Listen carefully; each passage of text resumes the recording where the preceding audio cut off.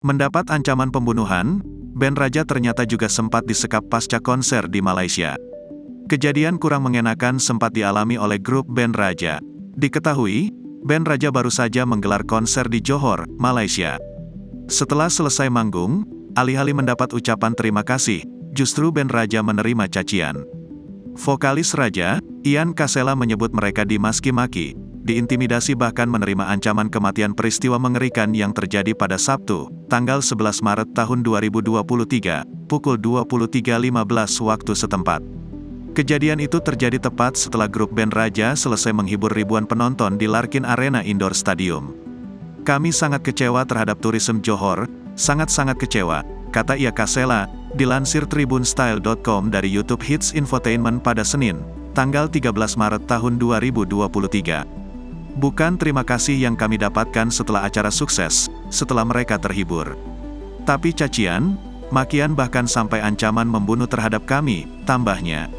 Ian Kasela kemudian mengungkap terkait kata-kata kasar dan ancaman pembunuhan yang dilontarkan oleh oknum tak bertanggung jawab.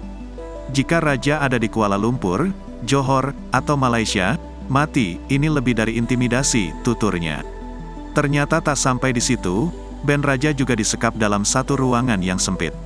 Di dalam ruangan itu, disebutkan ada banyak bodyguard dari pihak penyelenggara. "Kita disekap di satu ruangan, seperti berencana dan terkunci dengan beberapa bodyguard," beber Moldiansyah Kusnadi, gitaris band Raja.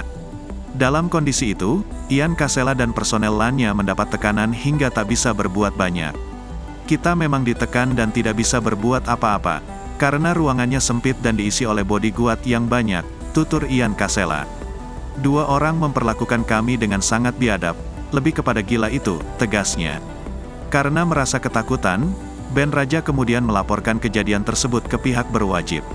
"Akhirnya kami pun dengan rasa takut yang sangat luar biasa, kami buat laporan polisi di Johor, di tempat lokasi kejadian," ucapnya. "Dan alhamdulillah laporan kita diterima, dan kita akhirnya lanjut langsung ke Kuala Lumpur untuk kejar penerbangan," tutup Ian Kasela.